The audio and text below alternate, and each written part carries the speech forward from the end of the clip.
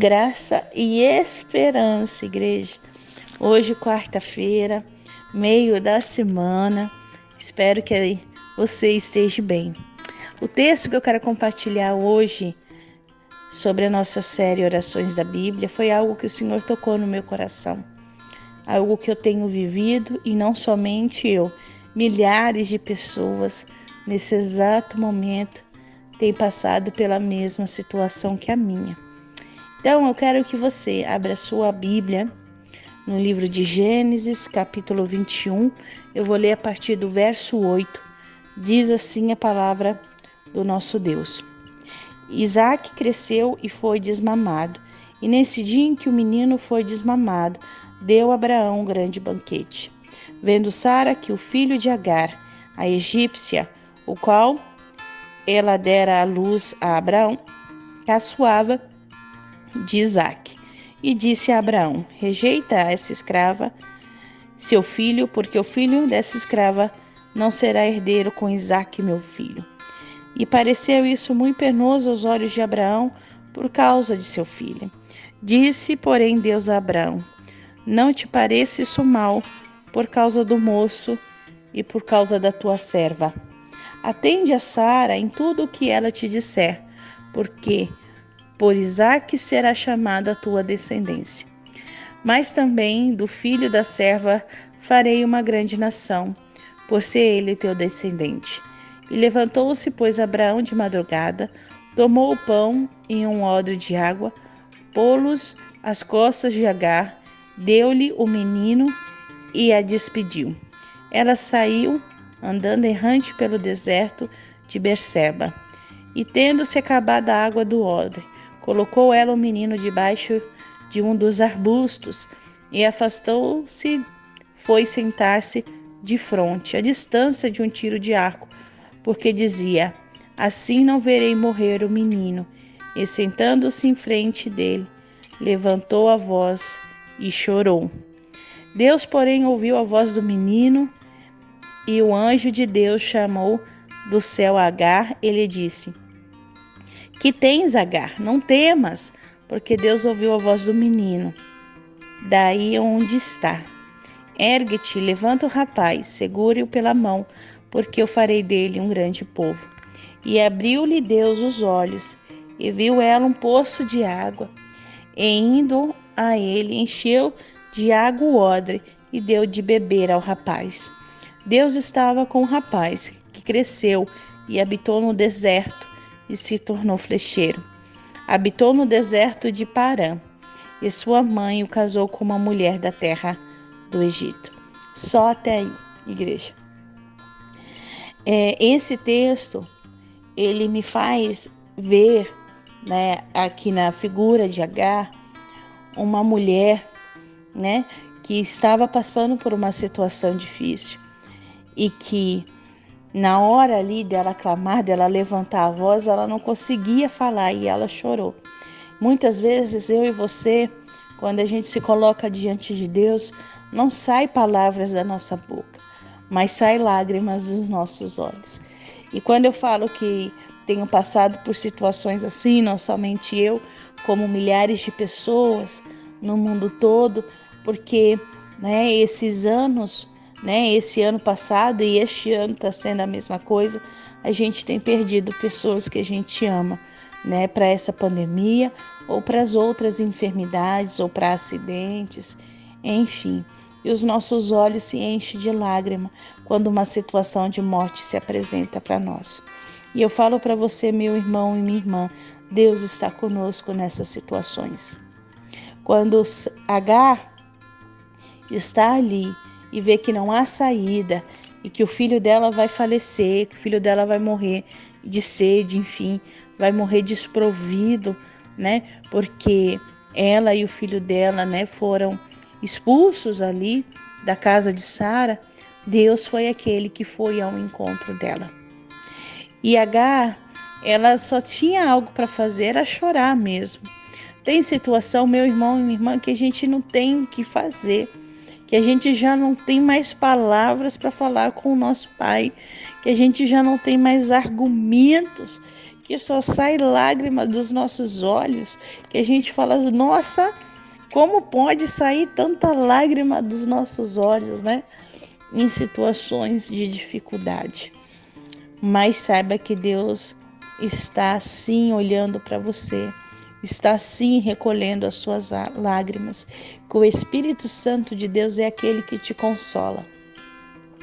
Tem algo aqui muito interessante, né? Que fala aqui nessa questão familiar entre Sara, Abraão e Agar, né? Deus, ele fala para Abraão atender a Sara, para quê? Para que houvesse paz. O que o Senhor quer na minha e na sua vida? Paz. Ele não quer que nós estejamos o dia todo preocupadas e preocupados com discussões dentro da nossa casa, né, com bate-boca.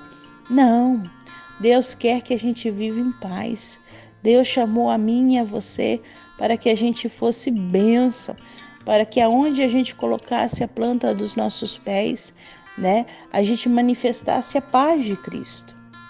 E ali no lar, né, no caso aqui do texto bíblico, no lar de Abraão estava faltando a paz.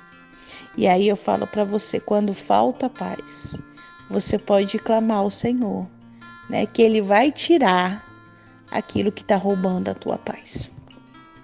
E aí a minha pergunta para você, o que tem roubado a sua paz? O que tem te preocupado? Saiba, meu irmão e minha irmã, que Deus está contigo. Deus está ao teu lado. E por mais que a situação possa estar estreita, eu vejo aqui, né, a Agar, ela foi colocada numa situação complicada, né, onde ela foi deixada com o filho dela para partir, né, para um lugar, sem ter um lugar aonde ir. E Deus, mesmo assim, Ele ouviu, né, o clamor dessa mãe. Né? Aqui o texto bíblico fala que o Senhor atendeu por conta do menino. Né? Quando o texto bíblico fala por conta do menino, é porque tem uma promessa sobre Abraão. Abraão é um homem de fé, Abraão era um homem de obediência. E Deus iria abençoar a ele e a descendência dele. Deus, ele é muito claro quando ele faz uma promessa. Tanto é que quando ele fala para Abraão atender o pedido da Sara, ele fala assim, ó, não se preocupa não, tá? Eu não vou desamparar o seu filho, né? Aqui no versículo 12, aqui logo no finalzinho, né? Ele fala,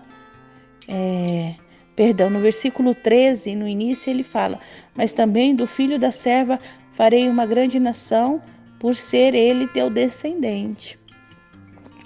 Então, apesar de Abraão estar angustiado, né, de não poder estar ao lado do filho dele, Deus está cuidando. Deus estava cuidando, ou Deus cuidou também de Ismael.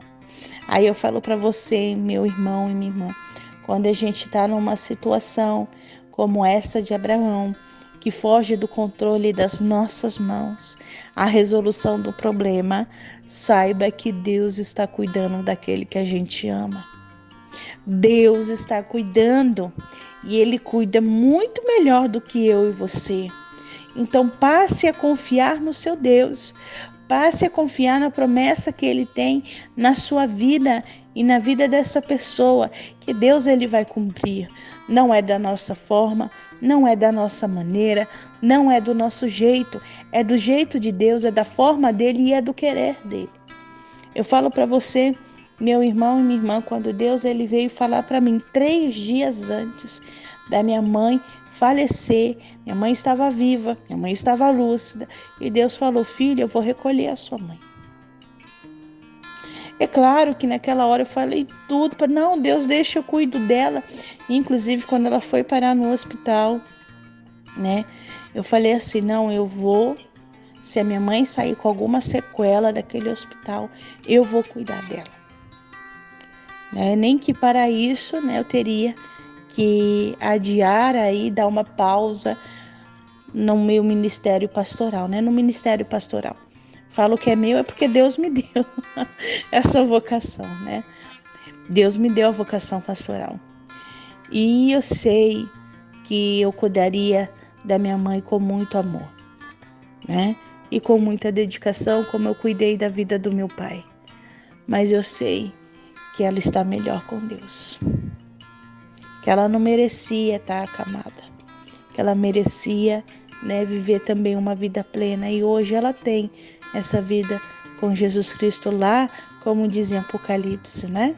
Não vai haver choro, não vai haver lágrima, não vai haver dor. E lá ela não está mais sentindo dor, o corpo dela não está limitado. Como ela dizia, ela não precisa tomar remédio todo dia, né? Ela já está curada. Então, meu irmão, minha irmã, quando as coisas saem do nosso controle, quando a gente não vai dar conta, saiba que Deus, Ele dá conta. Sabe, Ele falou ali para Abraão, pode deixar que eu vou cuidar de Ismael. E Deus está falando para você, meu filho e minha filha, pode deixar que eu vou cuidar. Pode deixar que eu vou cuidar. Talvez não vai estar junto com você, talvez não vai estar perto de você, talvez você não vai estar mais sobre a sua tutela, sobre a sua mão, mas eu vou cuidar. Deus vai cuidar e Ele cuida muito melhor do que eu e você. E Abraão, ele obedeceu, porque ele poderia ter falado, olha, Sara, não vou atender o que você está falando. Deus, eu sei que o Senhor vai abençoar Ismael, mas quem vai cuidar dele sou eu. Não. Abraão, ele obedeceu aquilo que Deus falou, porque só quando Deus falou que ele atendeu. Não, eu acredito que Sara estava falando a semana toda e ele estava tampando os ouvidos, mas aí Deus falou e Deus falou e Abraão obedeceu e creu e confiou.